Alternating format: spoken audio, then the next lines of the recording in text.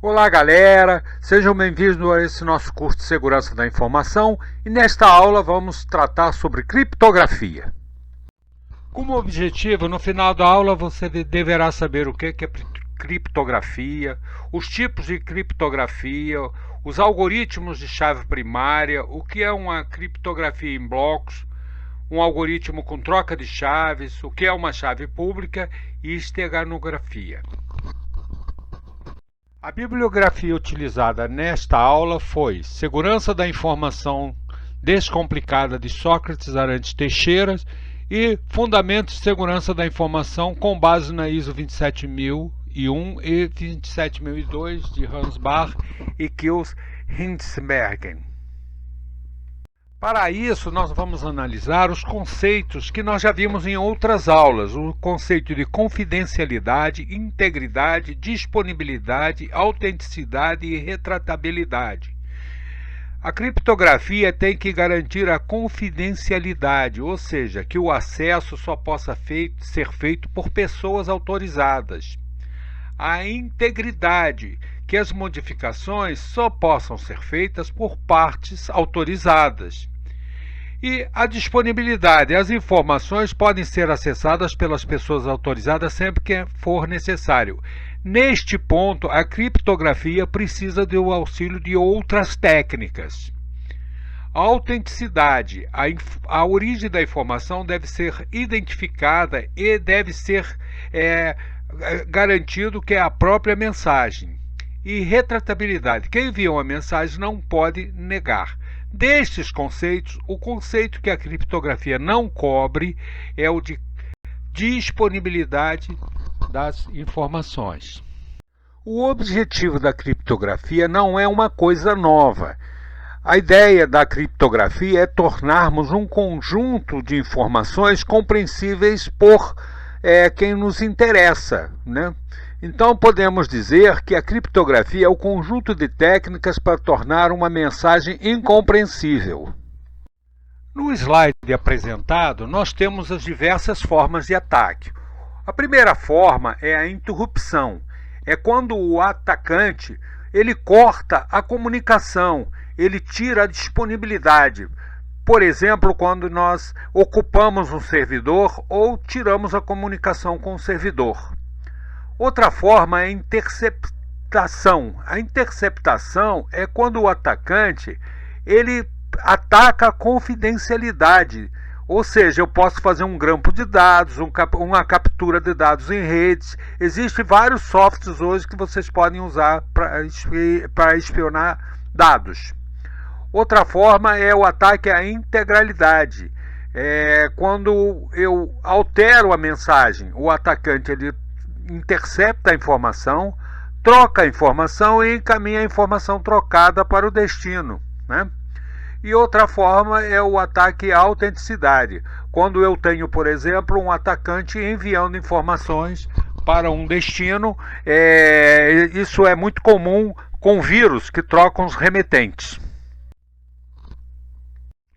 Um ataque é uma alteração no fluxo normal da informação. E isso é feito para alterar um dos serviços.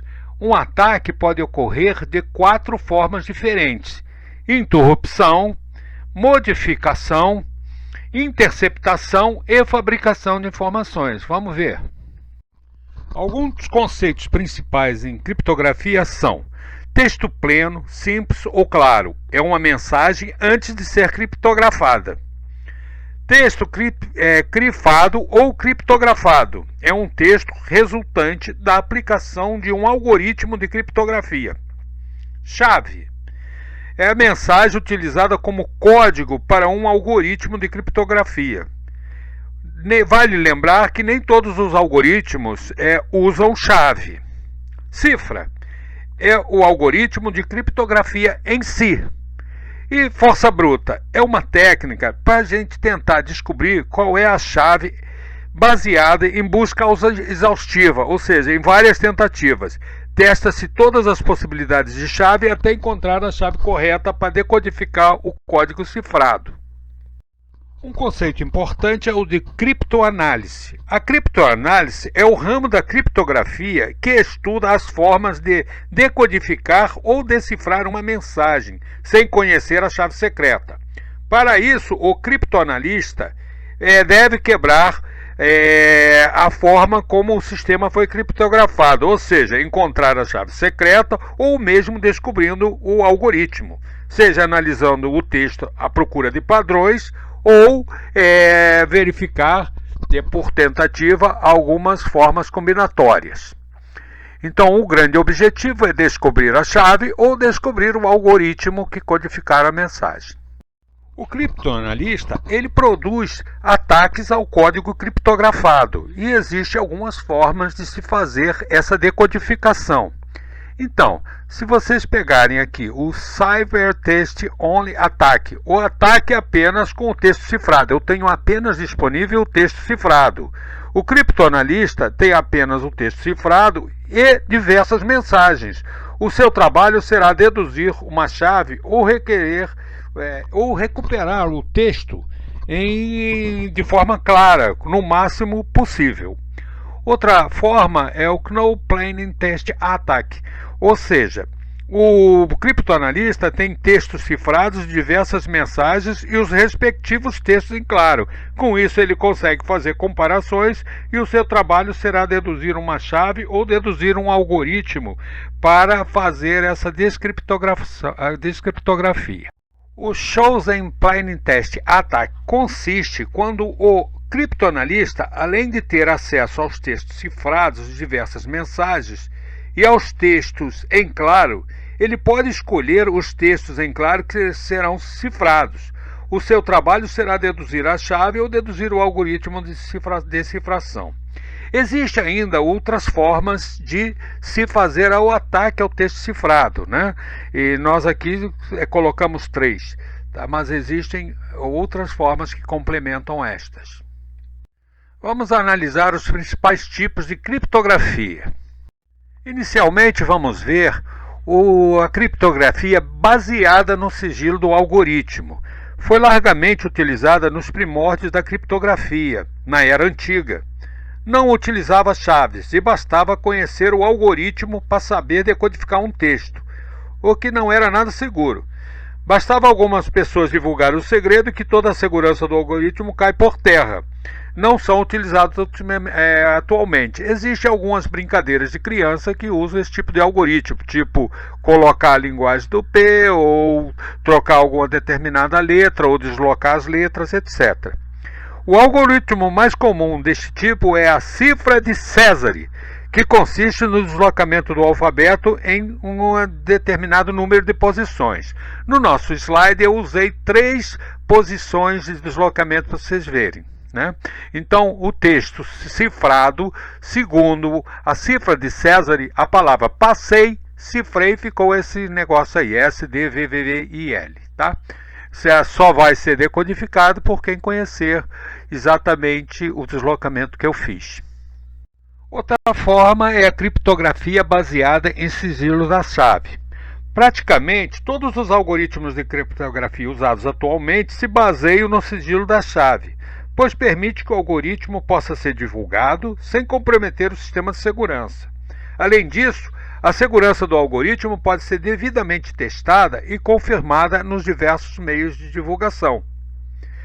Esses sistemas criptográficos baseados em sigilo das chaves são divididos em 2 grandes grupos: sistemas criptográficos simétricos, com uma chave privada, apenas uma chave privada, e sistemas criptográficos assimétricos, com uma chave pública. Outra forma de criptografia é fazermos a cifra de substituição. A cifra de substituição é um método de criptografia que opera de acordo com um sistema pré-definido de substituição. Para criptografar uma mensagem, ou seja, uma unidade de texto, eu posso usar letras isoladas, pares de letras ou até grupos de letras. Então eu vou substituindo para formar a cifra. As cifras de substituição são decifradas fazendo exatamente a operação inversa. É o caso da maioria dos algoritmos de criptografia simétrica utilizados. Temos como exemplo a cifra de César, que vimos na transparência anterior, e a cifra de Vigenère, que vamos ver a seguir. Desculpa, cifra de Vigenère. Outra forma de algoritmo é as cifras de transposição. A cifra de transposição é um método de criptografia que consiste basicamente em fazer permutações. Nestas cifras, as letras do texto originais são misturadas de acordo com uma regra reversível a qualquer momento. O texto cifrado é obtido através de permutações do texto original, ou seja, o texto original é embaralhado pelo algoritmo e, para ser decodificado, eu aplico o procedimento reverso das permutações. O segredo não está no uso da chave, mas em saber qual é o algoritmo e como é que foram feitas essas permutações. Então, vamos conhecer agora os sistemas criptográficos simétricos, ou seja, os que têm uma chave privada. O funcionamento de um algoritmo de chave privada passa pelo seguinte processo: eu tenho um emissor e um receptor. O emissor escolhe um algoritmo e a chave.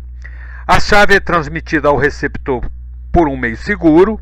O emissor cifra o texto e passa pelo algoritmo, né? E a chave escolhida transmite para o receptor. O receptor usa o mesmo algoritmo e a mesma chave para decodificar o texto e obter o texto claro. Esse tipo de sistema tem como vantagem, comparando com outros algoritmos de chave pública, a cifração e a decifração do código é muito rápida e o tamanho da chave é menor. Nós vamos ver sobre o tamanho da chave nos próximos slides. E como desvantagem, a chave secreta deve ser transmitida ou comunicada por receptor. Com isso, é possível que haja interceptação na comunicação durante a transmissão da chave. E, nesse caso, comprometeu-se toda a segurança, né? Então, não garante a autenticidade nem a entrabilidade da origem. Eu não posso garantir isso nesse tipo de algoritmo, tá? Então, nós vamos ver que esse algoritmo de criptografia simétricas não precisam usar a mesma chave para criptografar ou descriptografar. Eles podem usar senhas diferentes, desde que a senha seja facilmente dedutível pela outra. Nós temos alguns algoritmos, alguns métodos que fazem isso, né? Não estamos tratando aqui, mas temos a cifra de Hill, que vocês podem procurar na internet, que usa duas matrizes, uma para cifrar e uma matriz inversa para decifrar. Os algoritmos de chave privada são basicamente de dois tipos: o de cifra de blocos e de cifra de fluxo. O de cifra de blocos é quando eu pego a informação a ser codificada e divido em blocos fixos. Aplico a chave e o algoritmo para cada um dos blocos. Se a informação for menor, eu completo com brancos. Agora, a cifra de fluxo não utiliza blocos fixos, né? Eu vou criptografando a informação no tamanho que ela for recebida. A cifra de blocos ela é um pouco mais segura, porque você não sabe exatamente o tamanho da informação. A cifra de fluxo já permite alguma dedução em relação ao tamanho do texto. Um algoritmo que usa chave privada e que nós já falamos nos slides anteriores é a cifra de Vigenère. A cifra de Vigenère é um método de criptografia que usa uma série de diferentes cifras de César, baseadas em letras e numa senha. Essa cifra é bastante conhecida por ser fácil de se utilizar e por ser aparentemente indecifrável para quem tem pouca prática, né? Mas um criptoanalista hoje rapidamente quebra esse código. Muitos programadores ainda implementam esquemas de criptografia baseados em cifras de Vigenère, que são facilmente quebradas. Então, eu tenho uma matriz que é chamada grelha de Vigenère, em que eu tenho a linha e a coluna. Então, eu tenho um texto, por exemplo, atacar base sul, né, 13 letras. Eu tenho que ter uma senha do mesmo tamanho, limão, limão, limão. Quer dizer, a senha é limão, mas eu vou repetir o número de letras, né? Então, como é que eu uso essa grelha? Basta entrar com cada letra do texto, por exemplo, o A de atacar, né? e vou cruzar com a linha limão. Então, a coluna A com L tem um Lzinho. Então, esse resultado aqui vai ser substituído, né? Então, ficou L, está lá embaixo. Se eu pegar aqui o T, que não está visível aqui, mas se você pegar o T na letra A, na linha que conduz o A, você vai achar um B, tá? E aí, vamos de novo, ó. Aí eu tenho A, mas agora na letra M. Então, na coluna A, na letra M, eu tenho um M. Então, é esse M que é colocado aqui. Então, o texto cifrado fica esse que vocês estão vendo aí. Claro que com um pouco de prática, rapidamente se decodifica esse tipo de matriz, tá? Então, com o aparecimento da computação, começou a se fazer a criptografia usando as operações básicas da informática. Então, nós temos basicamente a operação SHOR e a operação deslocamento. Então, suponha aí, por exemplo, que eu tenho o código ASCII 2 da letra A. Então, está colocado aí 0100000001. E eu defino uma chave, por exemplo, uma chave de 8 bits, o número 53, em binário. Se eu fizer a operação SHOR, nós vamos ter descriptografada aí, ó, letra A criptografada com a chave, que está embaixo, tá? Então, esta é a forma moderna que a gente usa nos nossos algoritmos de criptografia. Usa-se ainda a operação de rotação, pode ser para a esquerda ou pode ser para a direita. Normalmente, os algoritmos modernos de criptografia combinam a operação SHOR com a operação de rotação. E para se obter o valor inicial, eu tenho que fazer a operação inversa. Nós vamos ver alguns algoritmos que usam essas operações e que são usados hoje modernamente na criptografia. O primeiro algoritmo que nós vamos estudar é o Data Encryption Standard, é o DES. É uma cifra, quer dizer, ele foi selecionado pelo Federal Information Processing Standard do governo americano em 1976 para ser usado na codificação dos documentos americanos, tá? O algoritmo inicialmente ele era controverso porque considerava-se que a chave era pequena e tem-se suspeita que existe um backdoor. Nós vamos ver que um backdoor é um acesso, né, criado pela Agência de Segurança dos Estados Unidos. O DES ele foi estudado academicamente e motivou sistemas modernos para a gente entender até como funciona a criptoanálise. O DES atualmente é considerado inseguro para muitas aplicações, porque se acha a chave pequena. E hoje eu tenho capacidade de programação capaz de testar todas essas combinações de chaves, né? Então, o DES usa a cifra de bloco, ou seja, é um algoritmo que torna um pedaço de texto tamanho fixo e vai transformando esses pedaços, né? Ele trabalha com blocos de 64 bits. A chave consiste em 64 bits também, mas somente 56 são utilizados no algoritmo. Os outros 8 bits, né, da chave são utilizados para verificar paridade, né, e depois são jogados fora, né? Portanto, o tamanho efetivo da chave é 56 bits, embora eu tenha possibilidade de dizer que a chave é de 64 bits, mas o tamanho efetivo é 56. Isso quer dizer que eu me possibilita testar 2 elevado a 56 chaves possíveis, né, trabalhando por força bruta. Então observa aqui na transparência que nós temos aqui, ó, isso é feito pelo menos 16 vezes aqui, tá? Essas permutações. E vejam que a chave também ela também vai sendo modificando nessas 16 vezes como um subconjunto do próprio resultado que eu acho, né? Então, inicialmente achava-se que isso era impossível de se quebrar a codificação, mas hoje isso já está superado. Então, em decorrência da fragilidade do DES, foi proposto a utilização de reforço desse algoritmo, ou seja, eu comecei a fazer a cifração dupla, utilizando 2 chaves distintas, ou seja, 112 bits de chave. Teoricamente, o atacante, né, para decodificar, teria que testar 2 elevado a 112 chaves possíveis, né? Entretanto, por decorrência de um ataque chamado middle, foi descoberto que o esforço na tentativa das chaves pode ser reduzido pela metade, como nós vamos ver a seguir, tá? Então, o ataque do criptoanalista chamado de Meet in the Middle consiste no seguinte: o atacante obtém o texto cifrado dos dois 10 e o texto é em claro, né, para até poder decodificar. O texto em claro é cifrado pelo 10 simples, usando todas as chaves possíveis, quer dizer, o 10 com 2 elevado a 56 tentativas. Os resultados são guardados em uma tabela. Então, se eu pegar os textos cifrados com o 10 simples sucessivamente com as várias chaves e o resultado for comparado com os valores da tabela, eu vou ver que tem várias saídas iguais. Com isso é possível descobrir, com a metade das chaves, toda a cifração feita no 210, correspondente aos estágios, de modo que esse algoritmo ele era muito frágil, daí ele tem a mesma natureza de fragilidade que o próprio 10. Né?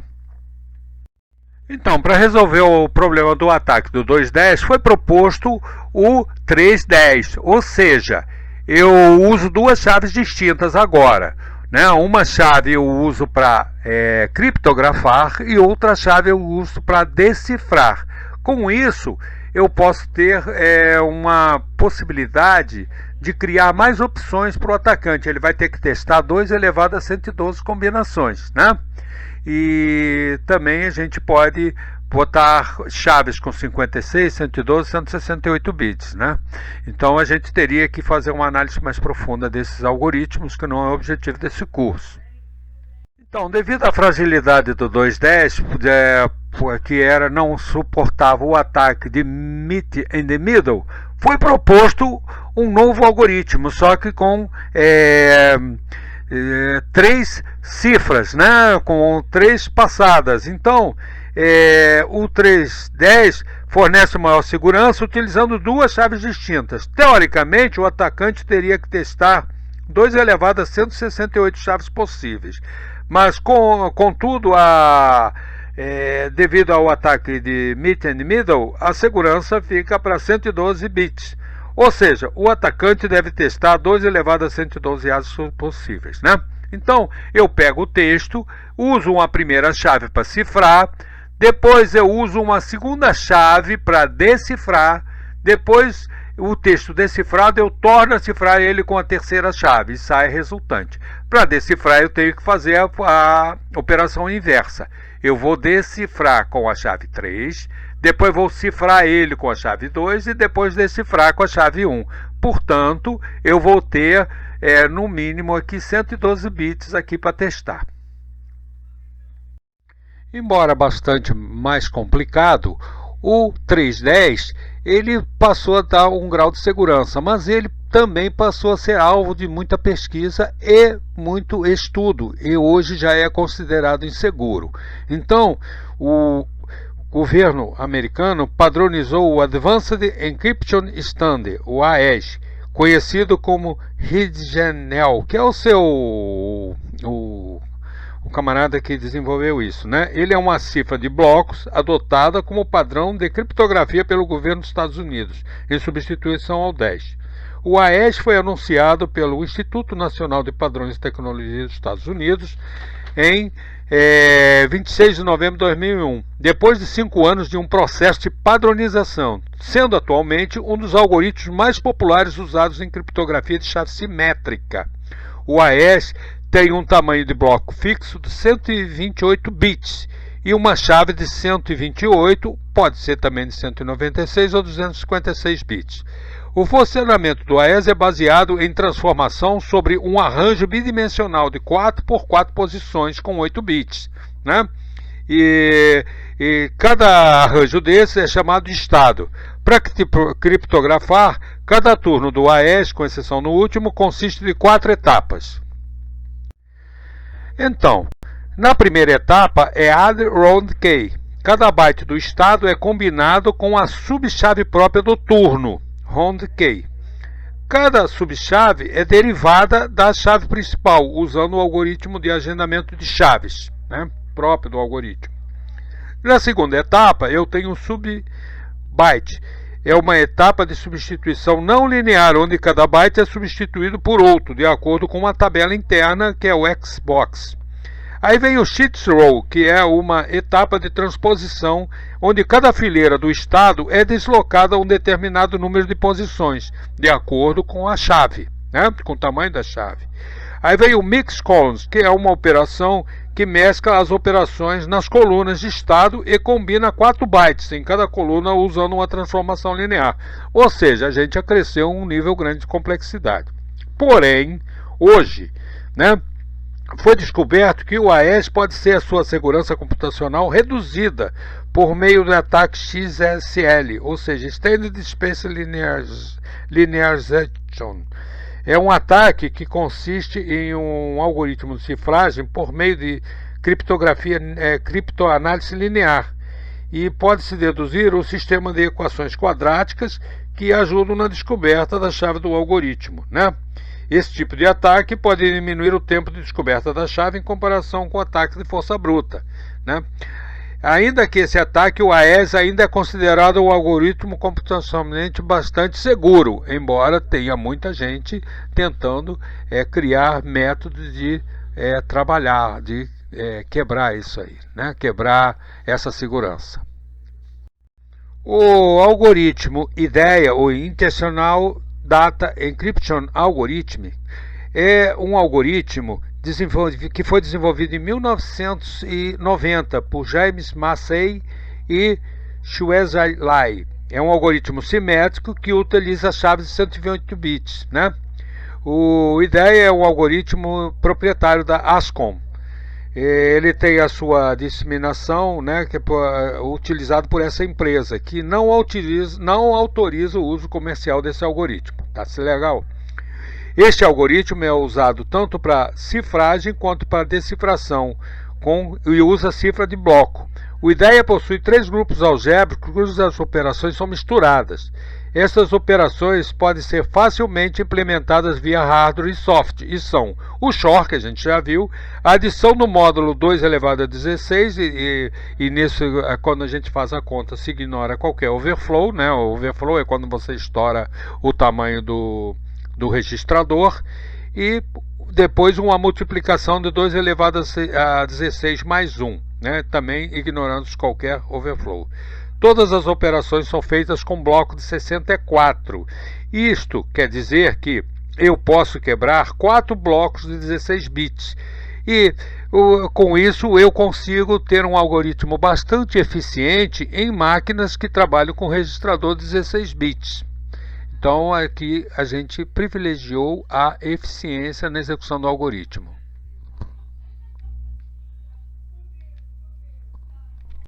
Então o esqueminha aí mostra no nosso slide que eu tenho aqui blocos de 16 bits, B1, B2, né, B4, 16 bits, tá certo?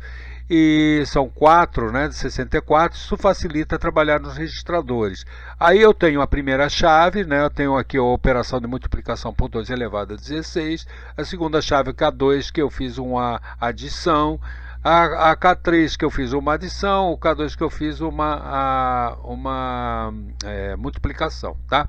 Então os resultados disso aí vão sofrendo permutações, eu vou trocando essas chaves vão sendo feitas de forma dinâmica de acordo com essa operação, e isso aqui é repetido pelo menos 8 vezes, né? E daí eu vou ter os blocos criptografados lá embaixo, tá certo? Então é claro que a gente precisaria fazer um estudo mais profundo, que também não é o objetivo deste curso. No mesmo concurso que o NIST, Instituto Nacional de Padrões e Tecnologia dos Estados Unidos, escolheu o AES, também apareceram outros algoritmos que foram classificados, e um deles foi o algoritmo do Bluefish, que é um algoritmo considerado forte, né? Trabalha com cifra simétrica, a chave varia de 32 a 448 bits, tornando ideal para aplicações domésticas quanto comerciais. Ele foi desenvolvido por Bruce Schneier com uma alternativa grátis mais rápida para algoritmos criptográficos, né? Ele não é patenteado, a licença é livre e está à disposição de todos. A criptografia é feita por uma função de 16 interações que atua sobre blocos de textos de 64 bits, nos quais os bits não são tratados separadamente, mas em grupos de 32 bits. Né? Ele consiste de duas partes. A primeira, ele faz uma expansão da chave, né? Totalizando 4.168 bits de chave. E depois a criptografia dos dados, sendo 16 iterações, né? Fazendo a permutação com a chave e uma substituição, tá? Esse algoritmo, ele teve um desenvolvimento com outro algoritmo, que é o Twofish, que é uma evolução deles. É um algoritmo simétrico que utiliza blocos de 128 bits e chave pode variar de 128, 192 a 256 bits. Né? Também foi finalista, ele não é patenteado e é um algoritmo usado pelos softwares OpenG. Né? Além disso, nós temos aí um outro algoritmo que é o Serpente, que também foi finalista, né? É um algoritmo de cifra de bloco de 128 bits. A chave pode variar de 128, 192 a 256 bits. O Twofish também não é patenteado e pode ser usado livremente. Né? Esse algoritmo é um pouquinho mais complicado, né? Ele trabalha com 32 rodadas, onde cada uma é feita a seguinte etapa. Primeiro eu faço uma subchave, depois eu aplico o XOR e depois eu trabalho com 4 subblocos de 32 bits. Tá? Claro que a gente precisaria dar uma estudadinha maior nesse algoritmo, ele exige alguma dedicação, todos eles. Né? Outro algoritmo que a gente também tem é o de chave única, que também foi definido por Nietzsche, são On-Time Pad, ou OTP, um algoritmo de cifra de fluxo, onde o texto é claro, é combinado com a chave aleatória de tamanho tão grande quanto o texto. Essa chave deve ser utilizada apenas uma vez para garantir a segurança. Tá? E também vamos dar destaque ao RC4, que é um algoritmo de chave simétrica, que trabalha com fluxo, é muito usado para protocolos de redes, né? E tipo SSL, né? Security Socket Layer, usa esse algoritmo C4.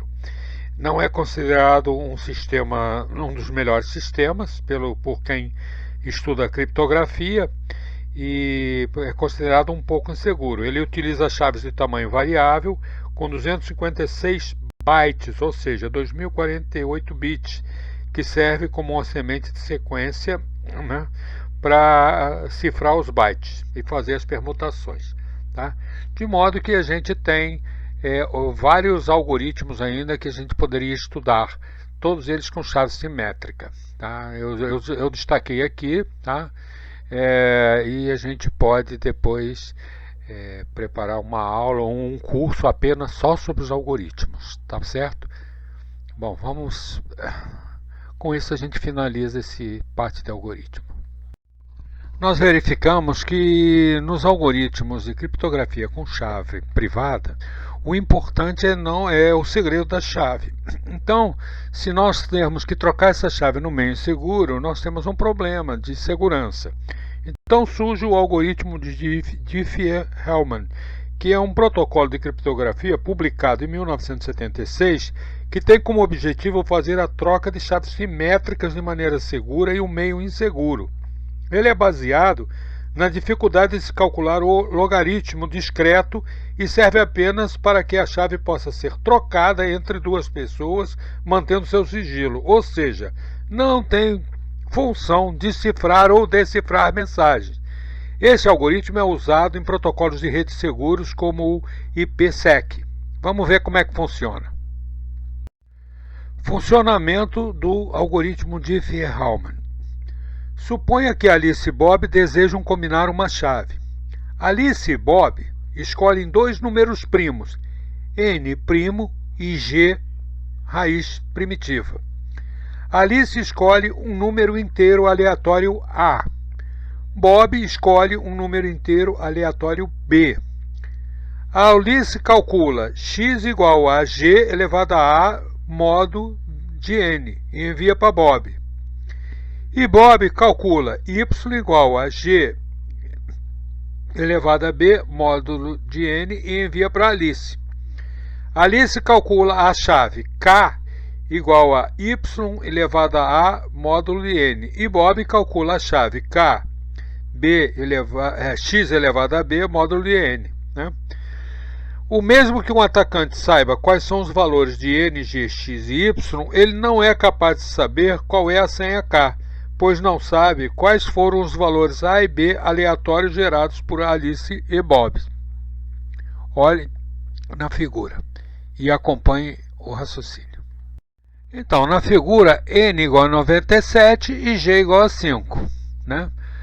Vou escolher o número 36, Alice, aleatoriamente. Então, x igual a 5g elevado a 36 módulo de 97, que dá 50. Bob, a minha senha é 50. E o Bob, ele pegou o B igual a 58, gerado aleatoriamente, e ele criou. Alice, a minha senha é 44, porque ele calculou y igual a 5 elevado a 58, módulo 94 igual a 44. Então, K vai ser, a chave de Alice vai ser 44 elevado a 36, módulo 97, 75. E o K do Bob vai dar K 50 elevado a 38, módulo 97, dá os mesmos 75. Tá? Esse algoritmo é bastante usado para troca de chaves. Temos ainda os sistemas criptográficos assimétricos. Os algoritmos de chave pública utilizam pares de chaves, uma pública e outra privada, atribuídas a uma pessoa ou entidade. A chave pública é distribuída livremente para todos os correspondentes, enquanto que a chave privada deve ser conhecida apenas pelo seu dono.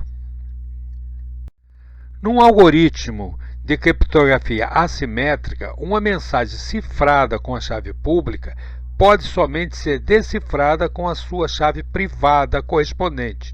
Além disso, uma mensagem cifrada com a chave privada só pode ser decifrada com a chave pública correspondente. Com isso, é possível fazer assinaturas digitais sobre as mensagens, de forma que uma pessoa possa criptografar a mensagem com sua chave privada e o destinatário possa comprovar a autenticidade por meio da decifração utilizando a chave pública do remetente. Dessa forma, os algoritmos de chave pública fornecem, além de confidencialidade, a garantia da autenticidade da origem. Então, funcionamento do algoritmo de chave pública. 1. O emissor escolhe um algoritmo e busca a chave pública do receptor, K1. O emissor cifra o texto em claro usando o algoritmo e a chave pública e transmite ao receptor. O receptor utiliza o mesmo algoritmo e utiliza a sua chave privada, K2, para decifrar o texto cifrado e obtém-se o texto claro. Assinatura digital. O emissor escolhe um algoritmo. O emissor cifra o texto em claro utilizando o algoritmo e sua chave privada, X2, e transmite ao receptor. O receptor utiliza o mesmo algoritmo e utiliza a chave pública do emissor, X1, para decifrar o texto cifrado e obtém o texto claro. Como vantagem, nós temos esse tipo de procedimento é mais seguro que a criptografia simétrica, pois não precisa em meio seguro para transmitir a chave, para descriptar a mensagem. Permite o uso de assinaturas digitais garantindo a autenticidade da origem. A montagem de uma infraestrutura de chaves utiliza menos informação, visto que basta ter um par de chaves por pessoa para fazer a comunicação. E como desvantagem, o processo de criptografia é mais lento e o tamanho das chaves é considerável maior do que nos algoritmos de chave privada. Vamos ver alguns algoritmos de chave pública e suas características. O primeiro algoritmo que nós vamos ver é o RSA. Foi publicado em 1978 e seu nome decorre das iniciais dos autores, Ron Rivest, Ad Samir e Len Adleman. É a assinatura digital. O seu funcionamento é baseado na dificuldade computacional de se fatorar um número inteiro grande, na ordem de 100 dígitos. Para a geração de chaves devem ser utilizados dois números primos muito grandes, o que garante sua segurança. Nas implementações atuais do RSA, o tamanho da chave varia de 512 a 2048 bits. Para a geração das chaves, vocês podem seguir aí pela transparência. Primeiro, eu escolho dois primos grandes, P e Q. Calculo o produto desses dois primos, P vezes Q. Escolho randomicamente um número E que seja primo de P-1 vezes Q-1. Calculo D de forma que E vezes D igual a 1 módulo de P-1 vezes Q-1. Assim temos chave pública N e E, chave privada N e D. Considerando M um bloco de mensagem em claro menor que N e C, um bloco de mensagem cifrada. A cifração igual a C igual a M elevado a módulo de N, e a decifração será M C elevado a D módulo menos 1. Há alguns anos foi descoberto que o RSA era vulnerável a ataques adaptativos de texto cifrado escolhido. Como forma de combater este problema, foi desenvolvido o Optimal Asymmetric Encryption Padding, que também é conhecido como OAEP, que realiza operações nas mensagens a serem descriptografadas para que sejam protegidas desse tipo de ataque. Existem outras estratégias para desenvolver algoritmos, por exemplo, Elliptic Curve Cryptography, quer dizer, baseado em curvas elípticas, etc. Tá? Agora, uma coisa que eu queria deixar claro é que esse ataque aniversário, né, é um ataque conhecido contra as funções hash e se baseia em um problema estatístico ligado a uma população. É muito mais fácil achar uma pessoa com a mesma data de aniversário de outra do que achar uma que tenha nascido no mesmo dia em que você ou outra pessoa específica tenha nascido. Ou seja, você está diminuindo o kernel do teu conjunto, né? O teu domínio pode ser todas as opções, mas a tua imagem é limitada, né? Nas funções hash, o princípio é análogo. Ou seja, para achar uma mensagem que tenha um hash específico que utilize m bytes, você precisa testar 2 elevado a m mensagens aleatórias. Já para achar uma mensagem que possui um hash igual ao de uma outra mensagem, basta testar 2 elevado a m sobre 2 mensagens, e daí por diante. Então eu vou ter 50% de chances de obter uma mensagem igual.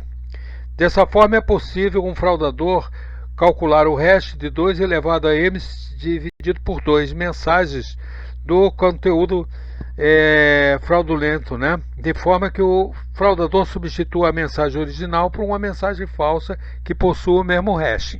Ou seja, a gente teria que dar uma estudada um pouco mais nas funções hash, tá certo? Existem outros algoritmos que são mais conhecidos. Por exemplo, esse MD5 é um algoritmo de hash de 128 bits desenvolvido pela RSA Data Security e é utilizado em softwares como o protocolo ponto a ponto P2P, né, ou peer-to-peer. A verificação da integridade é usado muito para a verificação de integridade de logins. Ele surgiu em 1991, né? E muitos softwares, por exemplo, MySQL, utilizam o MD5, né, sendo essa função hash a mais utilizada do mercado. Mas ele hoje é considerado frágil, né? Ele pode ser quebrado facilmente com essas técnicas de ataque de aniversário, ou seja, da gente testar metade das chaves. Então, existe um outro algoritmo, é o Security Hash Algorithmic, que é o SHA. É, na verdade, uma família de funções hash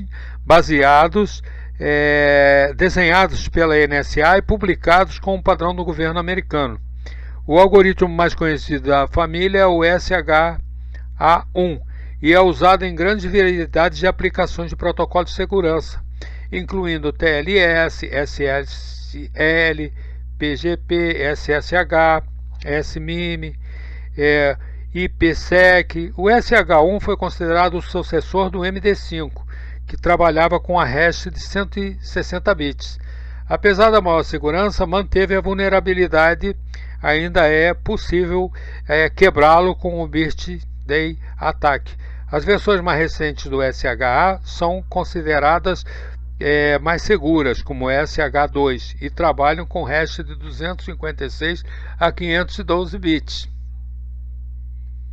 Nós temos ainda a alternativa de compactar o arquivo antes de fazer a sua criptografia. Isso é feito preferencialmente desta forma para complicar, vamos dizer, dar um grau de dificuldade em quem faz o ataque para descriptografar o texto. Então, o arquivo vai ser menor, né? E eu vou poder criptografar uma coisa menor, vai mais rápido. E é criada uma barreira de segurança, pois o criptoanalista terá que descobrir que o arquivo está compactado. Temos ainda, para fechar o nosso assunto, as técnicas de esteganografia. A esteganografia é o estudo de se ocultar mensagens dentro de outra. É um ramo particular da criptografia, né, que faz com que uma mensagem seja camuflada.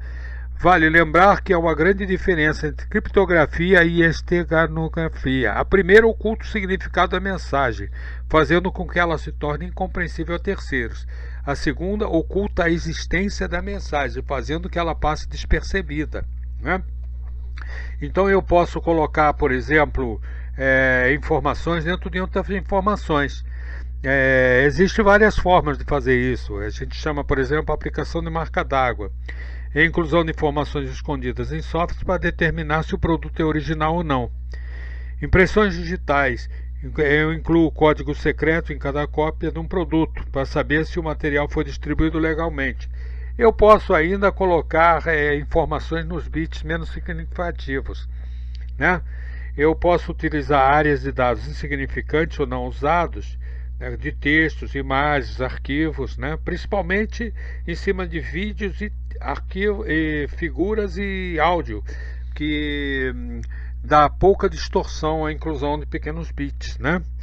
Então, um exemplo de esteganografia é a utilização de mensagens e figuras e outras imagens utilizando bits menos significativos, né, de cada pixel de uma imagem, por exemplo, e a alteração de dados que não são percebidos a olho nu. Como vocês estão vendo aí, uma figurinha, lá embaixo eu estou trocando cada pixel. Com isso, nós finalizamos esta aula. A criptografia em si poderia ser só ela uma disciplina e o estudo de seus algoritmos uma outra disciplina. Então, é um assunto bastante amplo. O objetivo deste curso foi dar a vocês uma overview sobre toda a área, né? Se você gostou desse vídeo, recomende para os seus alunos e para os seus amigos e se inscreva no canal. Até a próxima aula.